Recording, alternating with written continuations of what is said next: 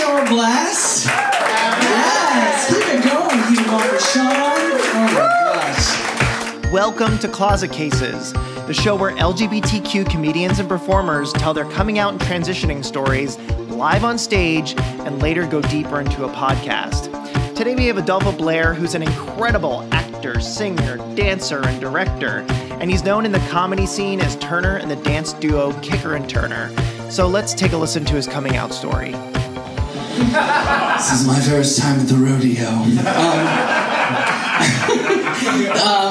Every time I listen to people's stories, I'm always taken with this idea that there's this eureka moment, right? There's this moment when people realize, oh my God, I'm gay.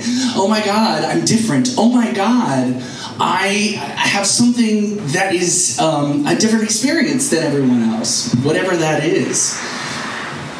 I didn't have that. I feel like I was gay from the word go, okay? So, no, I'm serious. Like, I feel like when I was born, they were like, hey girl, and so... Adolpho, I'm so glad you're doing this podcast, finally. Hi, Sean. I'm so excited to be here. This has been a long time coming. It has been. We've known each other for years. A few years. Say in the biz. Yes, former roommates, and we've been comedy friends for forever. Yes, we went to college together. We sure did. But who's counting? Exactly. We graduated in 2010. Exactly. Okay, so I loved your story. It's so good. For those of you listening, Adolpho did play a few clips that you're not going to be able to see during the podcast, but we will discuss them in its entirety. Total detail, trust me. Yeah, so many details. But I want to say, you never really had that eureka moment. Did you just always know you were gay? Well, I know this is rather blunt, but I guess there's a big sort of thought process behind what is gay. Mm-hmm. Is it a sexual attraction to men? Is it a lifestyle? Or sort of state of mind? And so I think that it took me longer to sort of catch up that all of my sort of queenie tendencies were actually like, yes, I was made fun of. So I think that took longer than actually the idea of attraction to other boys. Because I can remember, literally, I've told this story many times, and so this might make some of you feel uncomfortable, but I remember being 4 or 5, and my mother, and this is when I was like starting to take showers by myself, like instead of like being checked on every once in a while, like in the bathtub, and I was taking showers because I was a big boy now. And I remember my mom saying, don't forget to wash your penis. Oh, God. That I know. Sounds mortifying. Right? I told you. Oh. And so, and I remember thinking the word penis and the idea of penis was like, it always made me like really excited, like the word. So like people say like, when did you know you were gay? And I was like, I would say like when I was like 4 or 5, and I remember being really attracted to the word and idea of penis. Wow. That's kind of crazy. I know, but I didn't realize like, all of that goes along with it. But I remember feeling that was different than other boys. Right. You are a visionary, Adolpho Blaire. And I'm just telling all of you guys, don't forget to wash your penis. That'll be the name of the podcast. Okay. So, I mean, you showed a lot of video during the show, like I mentioned earlier, and you were a dancer in 2nd grade, and you choreographed and danced. Do you just want to talk a little bit about your inspiration? Sure. I have to come totally clean. Totally clean, which is I actually didn't choreograph a dance. Oh, really? Oh, yeah. I mean, Do you want to tell them what you were dancing to first? Sure. I was dancing to Gloria Estefan, Conga. And what was your wardrobe? My wardrobe, so I wore just sort of like this, like, they were like skater shorts. They were like skater shorts, very like mid to late 80s. They had like palm trees and like pink flowers on them, pink, of course, and no shirt. This little 7-year-old boy, shirtless, with a flower lei around his neck, and that's it. Just me and my big dreams. So you didn't choreograph, but then... No, actually what I did was, and this makes it actually in a weird way kind of even gayer, which was 2 girls had done the same dance in the talent show the year before, which I had also been in, which I did a poem called Castor Oil. And that's a different story for a different day, for a different podcast. But my parents taped it because it was on local television, was the Highbridge Elementary talent show. That's a shout out to Bowie, Maryland. What? I can't believe you didn't use that as your credit to bring you on stage. Yes, I survived PG County, Maryland. No, so these girls did this dance. There was 2 of them. I don't remember their names. It doesn't matter anymore because I was better. And so I videoed the whole talent show, and then I learned all of the dances that any girl had done the year before. And then I decided the next year that I was going to do one of them. And so I was torn between Control by Janet Jackson or Conga by Gloria Estefan or Shake Your Love by Debbie Gibson. And so I ultimately chose Conga because I thought the wardrobe would be the most titillating. Well, you're totally the Milli Vanilli of choreography. Oh. I'm sure you meant that as a compliment. I sure did. So, needless to say, this was not the most butch child on the block, okay? And you would think that my parents would have seen that. So let's talk about the parents. My mother's name is Pixie. Pixie. Take that in, okay? My mother's name is Pixie. She's about 5'2". She's got like platinum blonde, big hair, big blue eyes, long eyelashes. She's got like this cherubic face. She swears like a sailor, and she loves to wear leopard fur fuck-me pumps. So, you know, when you grow up with Lady Bunny, of course, you know, your child's going to be a big homo. My father is completely the opposite, okay? My father is, like, very conservative. He's, like, quiet. People have met him a million times, have no recollection of it. His name is Ernie. So we've got Pixie and then we've got Ernie. And Ernie is, you know, again, is very sort of the kind of guy who, you know, votes for Trump. And, you know, he reads the sports page every Saturday and Sunday morning. Well, your mom totally is a drag queen, like for sure. RuPaul's Drag Race season 11. Watch out, girls. Watch out. Now, do you feel like you got pieces of both your mother and your father in your DNA? Oh, totally. Totally. I think when people meet me, like when people get to know me, whether friends or more than friends, get to know me, I think they really see that I'm a really kind of a black and white kind of guy. Like I'm either sort of all the way this or all the way that. And or a Michael Jackson video. Black is like Adolpho Blaire. Yeah, that's totally it. Like a Michael Jackson video. That's exactly what I was thinking. Yeah, I think it's you know, I'm either putting it all out there for everybody to see or I'm a little more reserved. Mm-hmm. So it's like either mom or dad. Knowing you for as long as I have, that you definitely will put on a show. Mm. But then sometimes there are times at a party where you will Ernie out and just sort of sit in the corner and just not and observe. Yeah, totally. And I think that too, and it goes to my values too. I think I can be somewhat conservative, whether we're talking financially, whether we're talking about all sorts of different connotations of that word. Mm-hmm. And I think I can be a little bit more sort of unconservative. So, you know. Especially with your makeup. Excuse me, I don't wear makeup. Much. Lies. I think I got, God love them, I got a little dollop of both parents. But a lot of Pixie. A lot of Pixie. Pixie comes out a lot, especially especially when I've had a few. Oh, yeah. No, absolutely.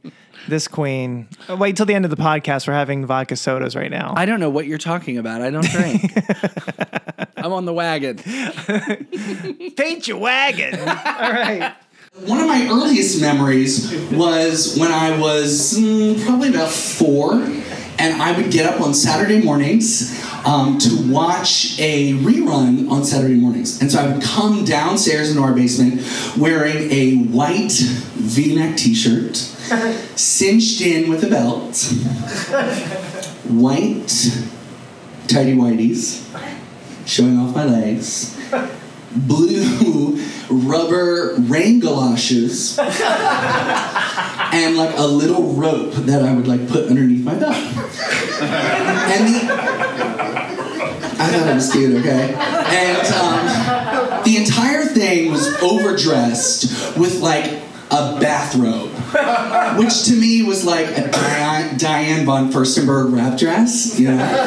And so I would get up to watch Wonder Woman, the 1970s Linda Carter TV show. Any fans out there? Yes, not the new movie, Linda Carter, thank you very much. And so when Linda Carter as Diana Prince would turn around and explode into Wonder Woman, I would rip off my bathrobe and turn into Wonder Woman and run around my coffee table next to the couch, run around and around, and like run like Linda Carter. And then it would end up that I would jump off the side of the couch going and land. Meanwhile, Ernie is reading the sports page, hiding behind the sports page, week after week. I didn't really understand why he was just so not into it. Like, he was into everything else I was doing, just not that. I love doing the show because I feel like Wonder Woman does come up a lot, more than you think, which I think is crazy. I mean, Keith Price, episode 2, if you want to listen to it, he discusses his thoughts about Wonder Woman. So now I want to ask you the same question. What do you think it is about her that gay men really find appealing? Well, I think that's a hard question. I can't speak for everybody. I can't speak for every queen out there, but I can speak for myself. Why I say that is I think that there is going to be some young gays out there. God love you. You are the future. Teach them well and let them lead the way. So I think some of you young gays out there are really like, when you say Wonder Woman, you think of the recent movie. Gal Gadot. Yeah. Or maybe your comic book, Wonder Woman. Right. And I think for me, you know, it was Linda Carter. And while I don't find women attractive in a sexual way, I would say, like, if Linda Carter even today was like, you're hot, we should go in a back room, I'd be like, come on, girl, let's go. Let's go. I mean, Linda Carter is like everything. She is. No, absolutely. And she's stunning. You could see her down at Lincoln Center now. She's doing her cabaret down there. Absolutely. I saw it. I was there. I was screaming and crying and carrying on. And so, you know, I think there's something to be said. I think, like, part of me wanted to be her, this perfect woman with this perfect eyes and the perfect skin and the perfect teeth and the perfect hair, the perfect body. I mean, she's so statuesque. And, you know, and then, of course, before we even get into the wardrobe and before we even get into, like, the whole sort of campy nature, especially once we got out of the first season, which was all Nazis, which, look, we don't really talk about, you know. But the second and third season, when we're in the 70s, and then there's, like, the 70s underscore and the, you know, the bell bottoms and the big sunglasses and you know, and everything is just so fabulous. And, you know, there's just so much of that show, and then all the guest stars, you know, that they would have. It's sort of a gay man's wet dream of the period. And when you're a little gay boy, you're like, I don't know why, but I'm really attracted to this. And so I think there's a lot of people of that era who identify on the gay side and who were really attracted to this piece. It just really authentically captured something that we identify with. Well, on the same note, I mean... Oh, wait a minute. And let me just say one more thing. I think there's just, you know, not to get too, like, cerebral with it, but here's this it's somebody with two lives. Right. You know what I That's mean? Keith's Price, and you have an answer. Yeah. It's a woman with two lives. You know, she wears fierce clothes by day and then turns around and explodes into even more fierce clothes, just this time with sequins. And so, you know, and you know, the hair's bigger. So I think that, like, there's something about that we really sort of understand and very quickly identify with. Well, I think in the same vein, in the show, you listeners missed this, but Adolpho showed this amazing clip of him as a young boy voguing to Madonna in front of the television, which is kind of spectacular. But in the same vein, why do you think Madonna also is another gay icon that gay men are really, really, really attracted to? I'm going to speak just on Madonna because I know this can be a hot button issue with the younger gays. There's a lot of comparisons to Madonna, but I think at the time there was very few people who really sort of understood the disenfranchised sensibility, and were really consciously or subconsciously marketing that, selling that, connecting with that, and embracing that. And I think Madonna really did that. I think this is a girl that we all looked up to at the time, who, you know, she is from a big family. And so she had to create a persona for herself so that she could be paid attention to. And I think a lot of people who identify as gay really connect with that seeking approval, seeking a family, seeking acceptance. Right. And I think that first and foremost, and how she sort of did that, being so forward in her sexuality. You know, there's a lot of people who said at the time that Madonna was a gay man in a woman's body, and not in a sort of drag persona kind of way, but literally just a gay man in a woman's body. And I think that's for my money, I think that's a pretty good analogy. And I think even as a young kid, I didn't understand it. Yes, there was I loved the music. I loved the music videos with the different look and the different hairstyle every time. You know, she was always evolving, but there was something underneath it all that even as a 6, 7, 8, 9-year-old that I sort of understood was different than anybody. It was different than like Janet Jackson or Paula Abdul. And trust me, I love those women too. Trust me. But, you know, it was very different, and I didn't know why until later. But even as a young kid, it's in the background, and you sort of can, I think, connect with that. It's the devil's message, as my mother-in-law would say. Just kidding. She doesn't say that.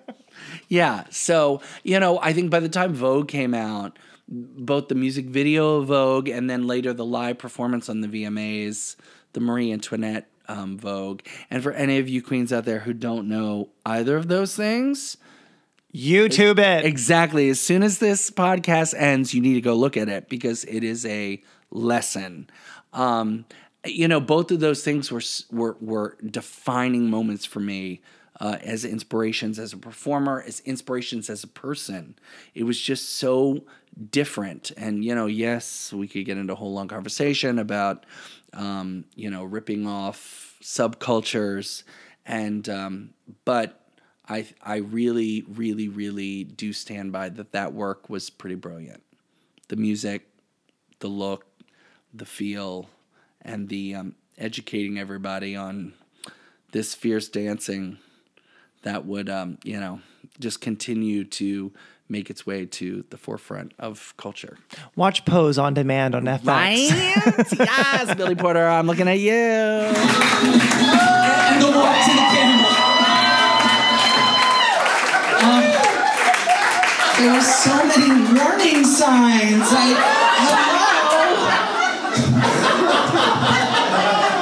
Okay, warning signs.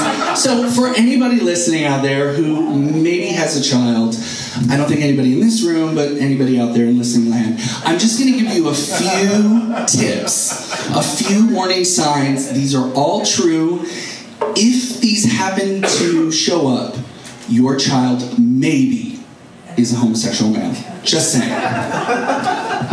If your child, who is male, asks to get a haircut and a hairstyle in the style of the 1966 Barbra Streisand album, Je m'appelle Barbara, asymmetrical Vidal Sassoon Bob, you may be gay.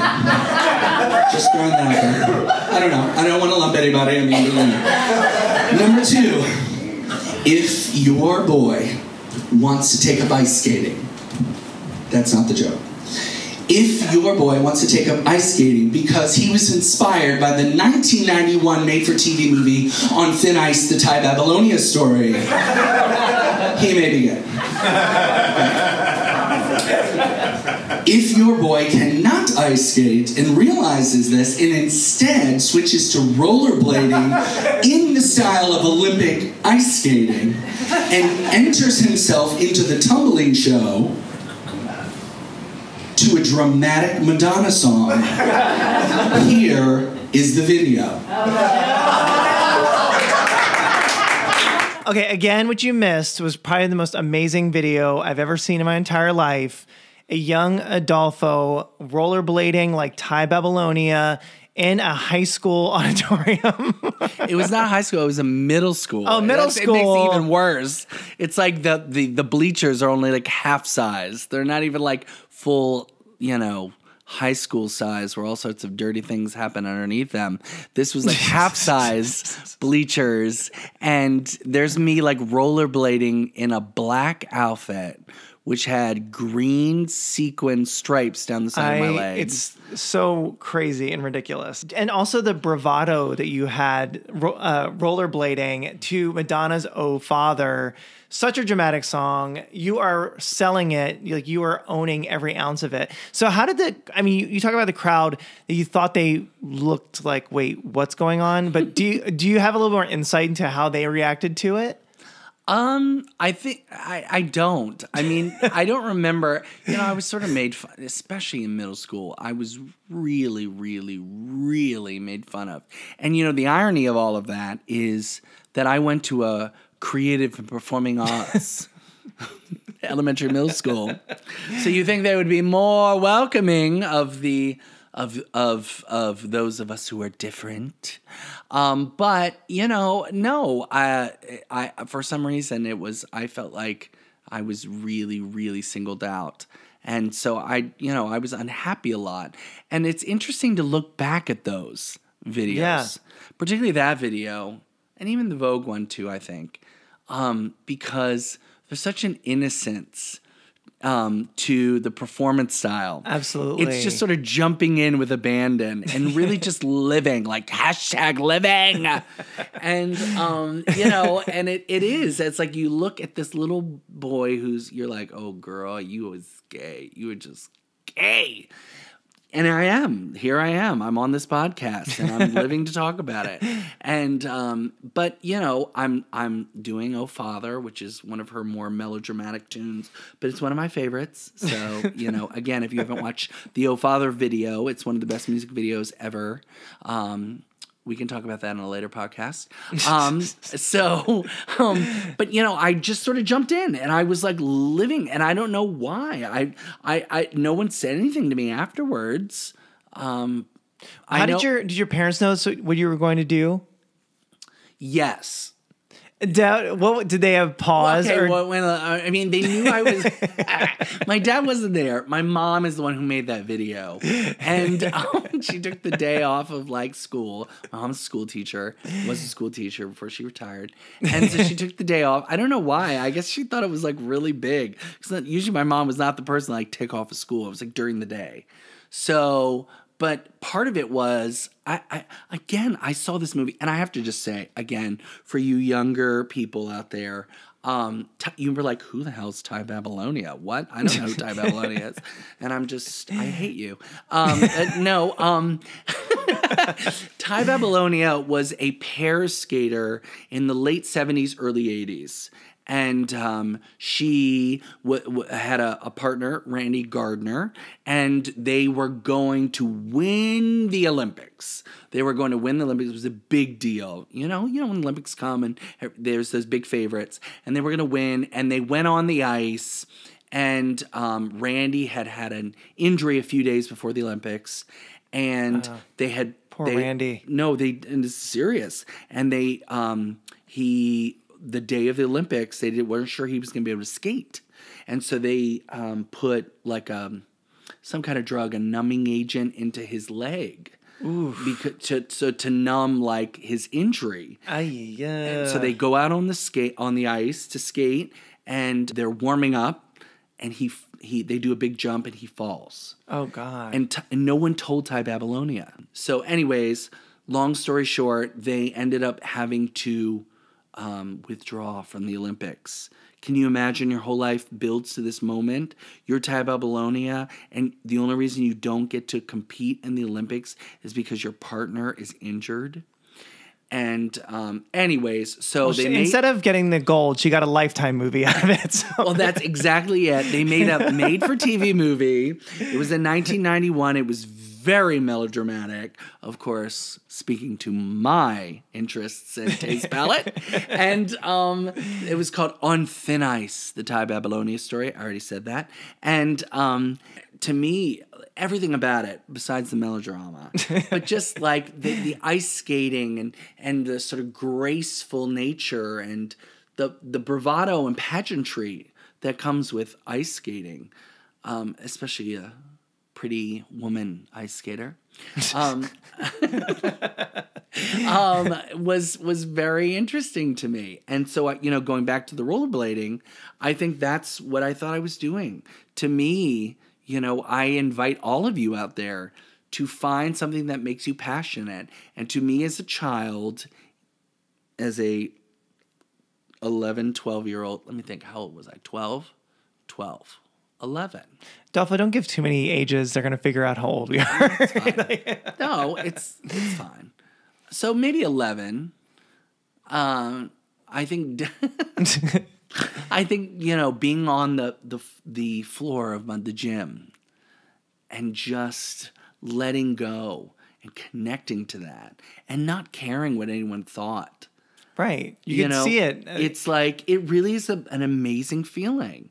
It's so often, as we get to be adults, we start to be so insecure and start to think and overthink everything. Mm-hmm. It's so lovely to go back to these videos when you just were like, even amongst all this chaos and teasing and bullying and everything else, to go back to these moments when you just are like, this is it, y'all.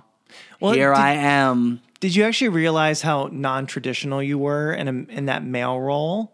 No, because that's the thing. Like, yes, I was a dancer at my school, but there was actors and singers and musicians. It was a lot of artsy people. And so I didn't think I was that different. In fact, I thought I was pretty run-of-the-mill. It wasn't until I got to high school that I thought I was anything special. And I was real special. Oh, yeah, so here I am, Johnny Weir meets Bette Midler, I don't know, something like that. And wouldn't you know that I would end up in the gayest activity in high school? Hit it.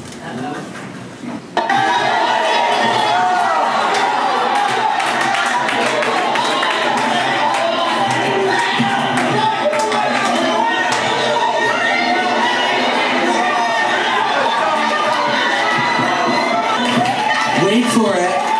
Right here is Justin Ross. Justin Ross. Now, I was in 9th grade. I was walking down the hallway minding my own business, singing tunes to myself from the movie On a Clear Day You Could See Forever. That's a true story too. All of a sudden, this guy comes up to me. He is all-American, very muscular, good-looking.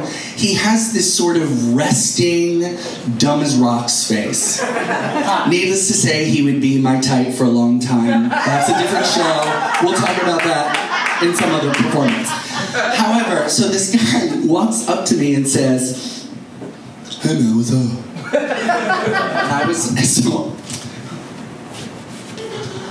Oh, hi. Now you notice I did this because I was like really into Claire Danes' character, Angela Chase, on My So-Called Life. And so she was like always doing that, like.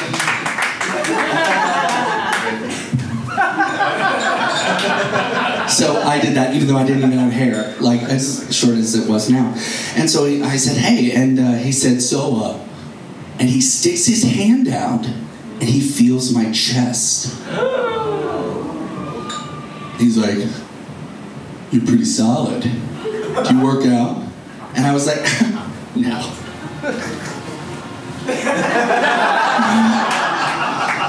And so he introduced himself as Justin, and he said he was the captain of the wrestling team. And he asked me, "So do you wrestle?"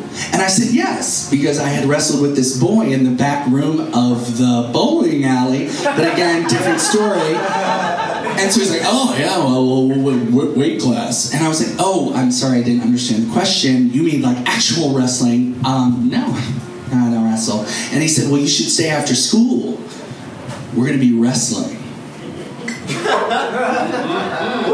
And I was like, "Oh, like just wrestling?" And he was like, "Well, no, it's like it's the off season. So, we're going to just get changed and lift."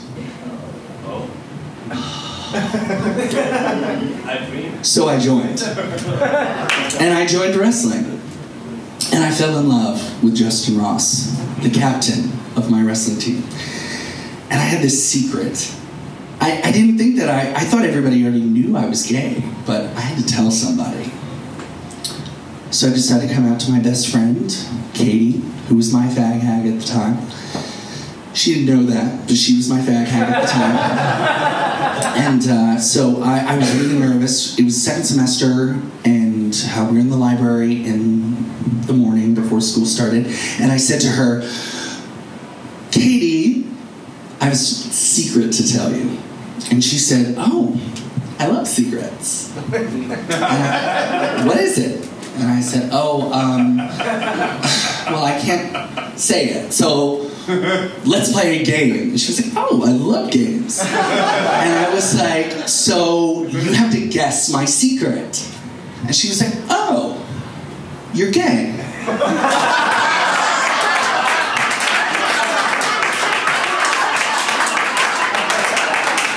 Bingo. So needless to say, that was my sort of coming out experience. And I started coming out to everybody in school. I'm like chasing the boys. Like I would say like, "Oh, I'm into boys and girls," and then I was just into boys, and then I was into men. And so like everybody knew. This is my freshman year in high school, and so, all through high school, I was sort of out, and I was out to everybody except for my parents, except for Pixie and Ernie. So you joined the wrestling team after your skating affair and dancing to Madonna. Did you have any interest in sports at all? No. I still don't have any interest in sports. In fact, I hate to say this, but I only got into wrestling. The only reason, I can't say that, but for the mostly was for Justin Ross. Wow. Did you ever wrestle with him? We would sort of like spar just lightly in practice. It's kind of cemented in my head. Spank bank. So yeah, I mean, oh God. No, I didn't really. I would say, Dad, if you're listening, this is for you. But I think, I think that, I remember my parents, particularly my dad, being very interested in my wrestling career. And I think it really made my dad really proud that I was like doing something butch for once. Although wrestling is really suspect. I mean, it's nothing. I'm sorry if there's any wrestlers out there. I'm not implying anything. I'm just saying It's not as cut and dry as like, let's say, I don't know, baseball or something. But, Right. Golf. Golf, exactly. It's just you and okay, never mind. Anyway, so I think that, it really made my dad really, really, I think, proud. And I remember telling my parents wanting to know when my matches were, and I didn't want to tell them. And I remember, I wanted them to come see me in this show or that show. And, usually they came to mostly everything. But I remember them wanting to come to my matches, and I was not a good wrestler, I have to say. I was not. And I think part of the reason I was just scared to, like, get beat in front of anyone, but particularly my parents and Justin Ross. But so I just remember telling them not to come, and I remember my dad, like, coming to my matches a lot. And my mom, like, obviously, if there's a video of it. He does have a video of him kicking some ass. That was, like, it's so funny that my mom came to that match. Both of my parents were probably there, like, cheering. Because that's, like, probably the one time I really, like, killed it. Like, the one time. Is Justin Ross still your type? Justin, if you're listening, turn this off.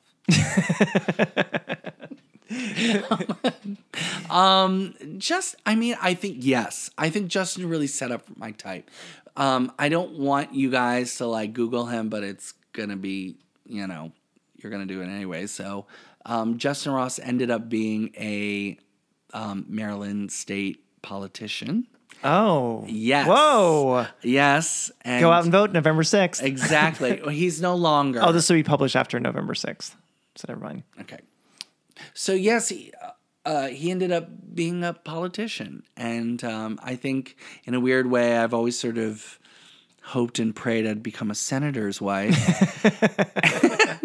And so I think that all stems from this idea, like even when Justin Ross as a kid, this sort of all-American, he just was the goods. I kept up with him when he went to college. He was in a fraternity. He, was very active with the Young Democrats. And I think that I just sort of, just that type that ends up being a politician. Right. It very much speaks to me. You're a Kennedy. You want to be. Absolutely. Are you guys still friends now? We're Facebook friends. He is a lovely man with a lovely wife and lovely children. Good for him. And I just imagine to myself what it would be like. Well, I mean, you have that lovely cardboard cutout of him at the house. Just kidding. He doesn't. I do not. He does not. Justin Ross, I don't. Don't listen to him. I do not. After you came out to Katie and you sort of came out to all the other students at school, did your relationship with Justin Ross and all the other kids sort of change a little bit? Well, I think that no, because Justin was a senior when I was a freshman. He was the impetus, but he didn't see the fruits of his labor. I just have to tell a really funny story about Justin Ross. God, Justin, if you're listening, I doubt you are, but who knows? So this is like the kind of stuff that like just wet dreams are made of. When I was, we were having a tournament at our school, and for some reason, I don't know, I guess we were called really early, and so Justin. It was this just homoerotic thing out of like a porn. Like I'm wearing like my singlet with like my track pants rolled down on like towards my hips. And he's wearing his singlet completely off, like with like shirtless. With like it sounds like a Sean Cody video already. Totally. And so we were like hanging out, and we're in the gym, and he sits down in a chair with his legs open to me, and I'm kind of standing in front of him, and we're like talking about whatever we're talking about, and all of a sudden he gets distracted, and he looks at me, and he says, "Dude, you've got like really big hips." And I was like, what? What? No, I don't. What are you like, wow, what are you talking about? I have big hips. And he was like, no, dude. He's like, you've got like girly, like childbearing hips. What? Exactly. And then he was like, if you were a girl, and he like put his hands down like it was a girl's like shape of her body, and he got to like her hips, he was like, I would fuck you. What? And I was like, like, I mean, literally, it's ingrained in my memory. Like, I'm going to have Alzheimer's someday, and I'm going to be telling people this story. Like, it will never go away. It's there until my last dying day. Last breath, Justin Ross, hips, childbearing. So yeah. Welcome to Adolfo's Wet Dream podcast.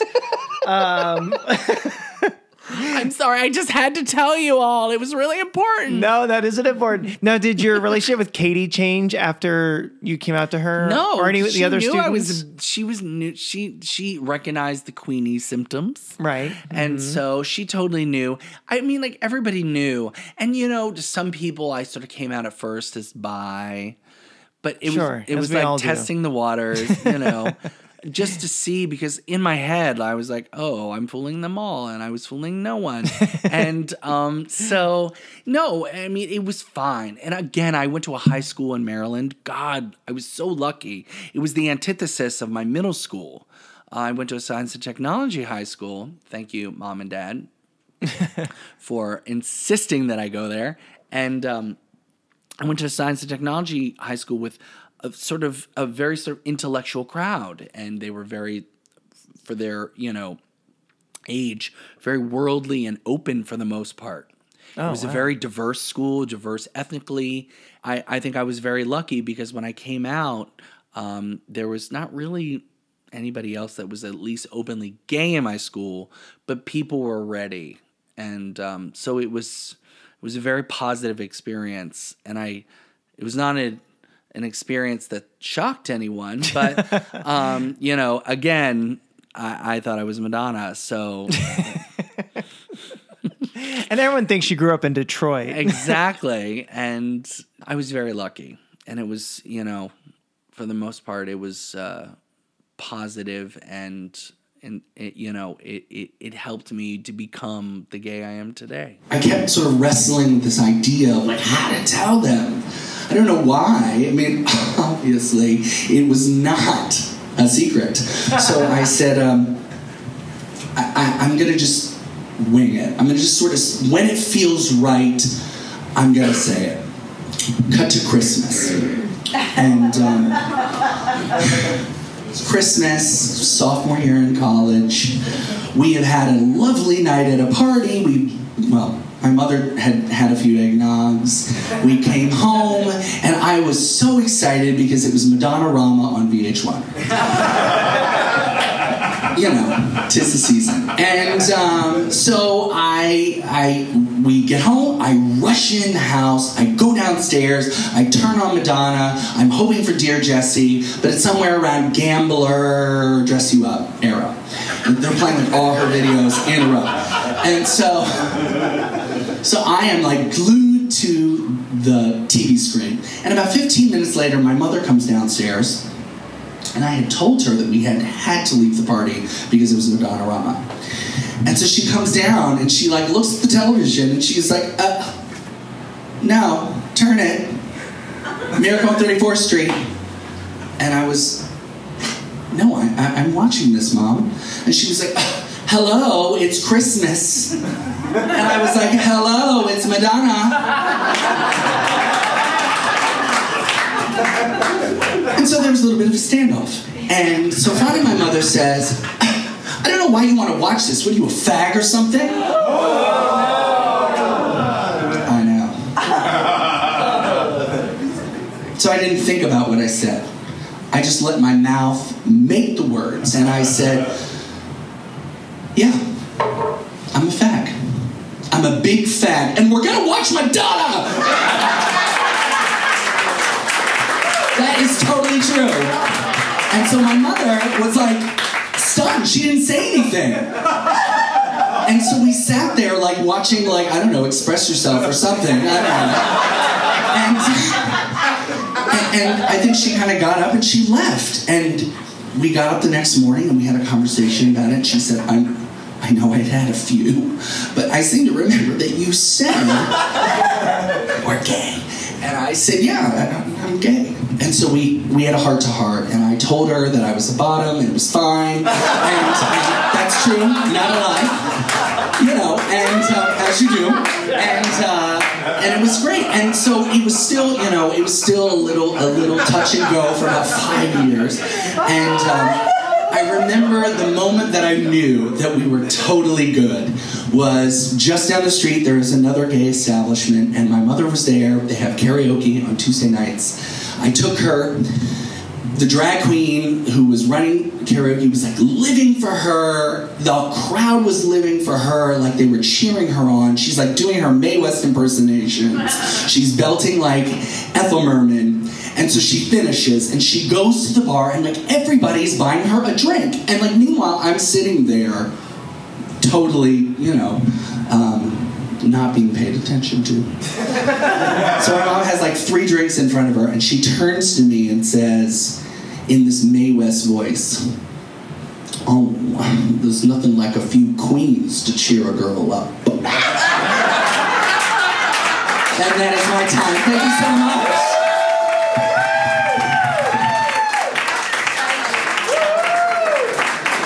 Madonna, the whole thing's about Madonna, which is kind of amazing. Now, how did you actually feel after you came out to your mom? I mean, it sounds like it was pretty heated. Like, what happened there?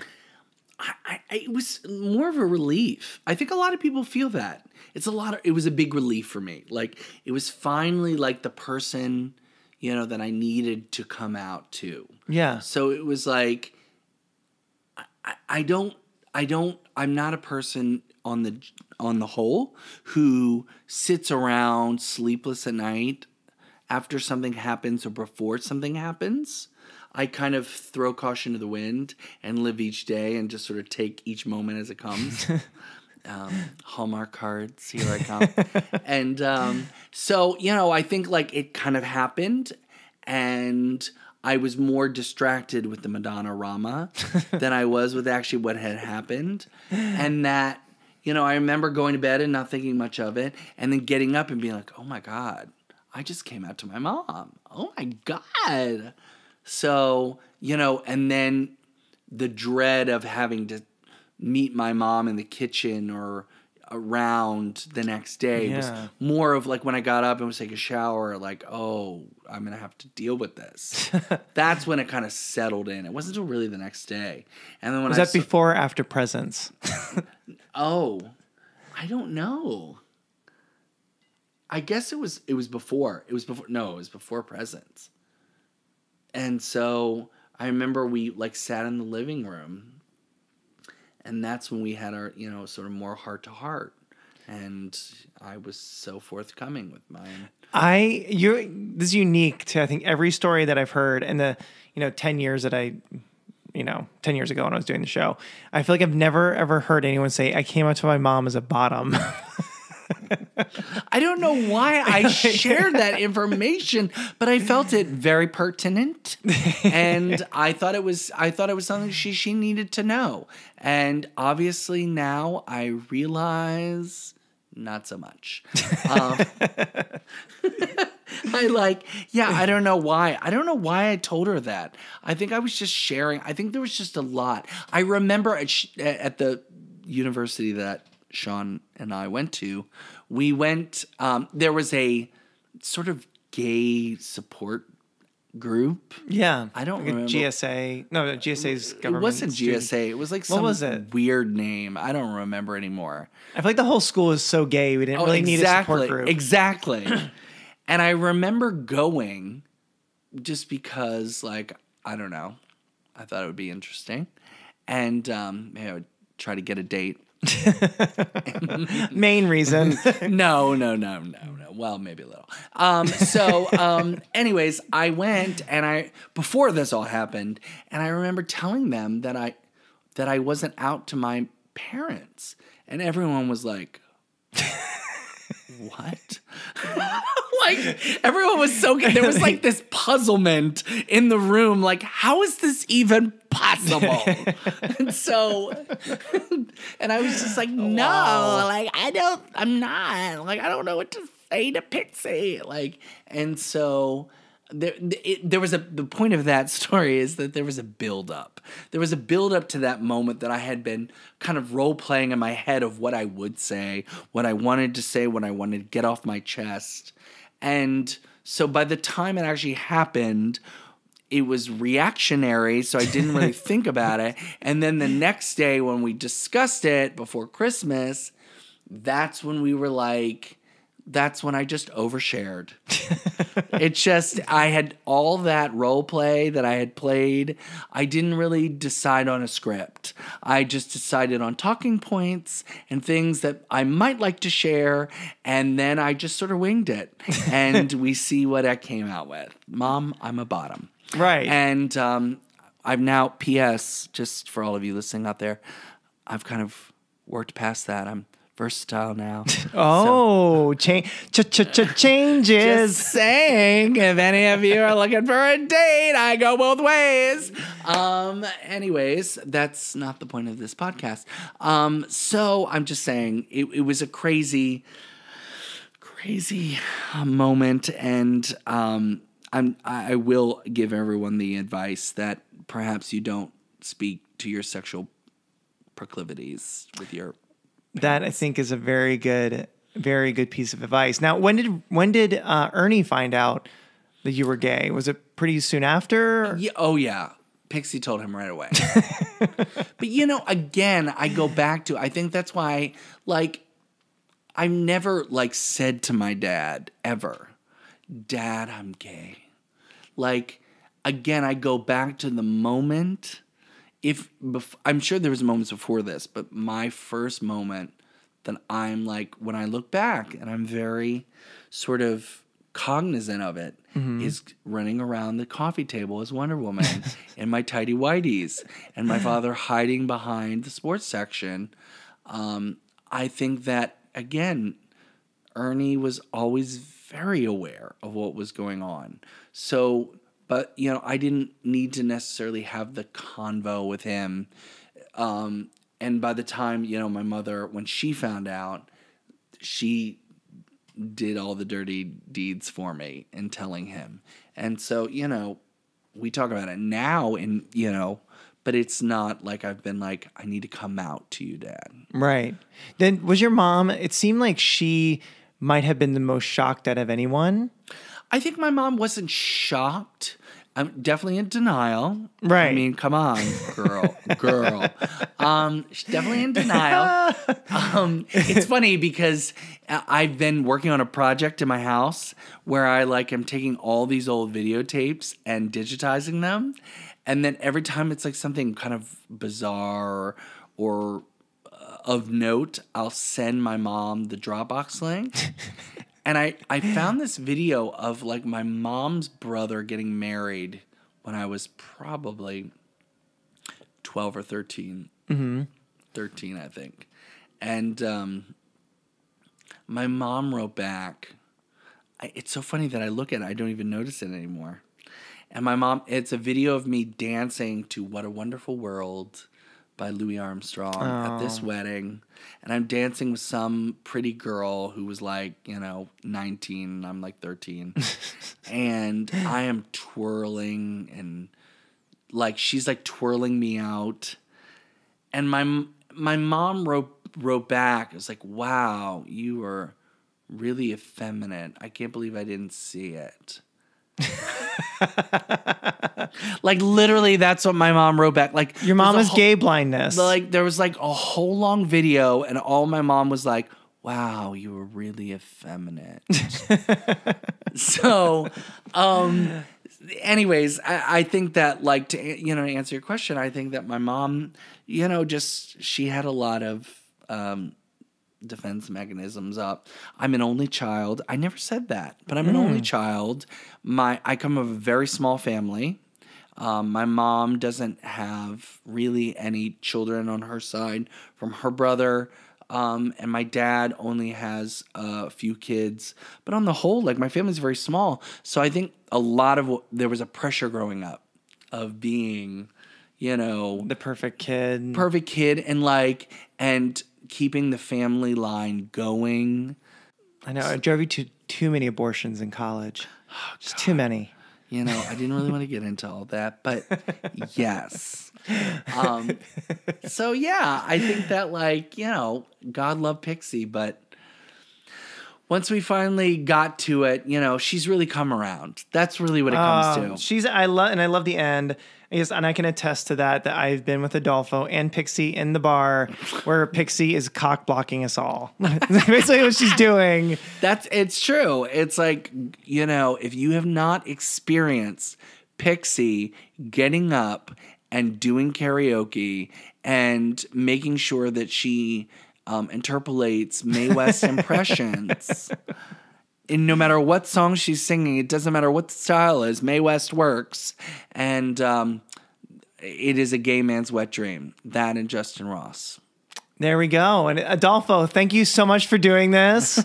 So I want to talk about the 3 things I learned from you today. Oh, God. And that is, number 1, Diane von Furstenberg needs to do a Wonder Woman collection. Number 1. Oh, my God. Talk about gay man's wet dream. Jesus. The Diana Prince collection, maybe? I don't know.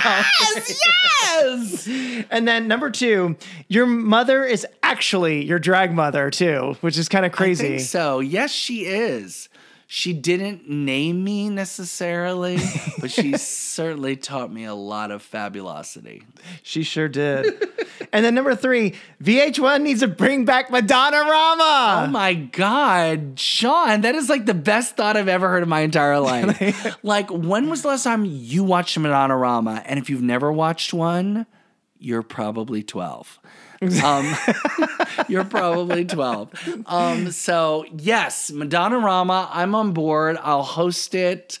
Vodka sodas for everybody. There we go. So Adolpho, again, thank you so much. And thank you guys out there for listening to Closet Cases. Make sure you guys follow us on social media. Follow us on Twitter at Closet Cases or on Instagram and Facebook at Closet Cases Show. And also for upcoming shows, go to closetcasesshow.com. Don't forget to rate and subscribe. And also, lest we forget, it may have been dramatic then, but isn't it hilarious now? Thank you so much, guys. And thank you, Adolpho, again. Yay!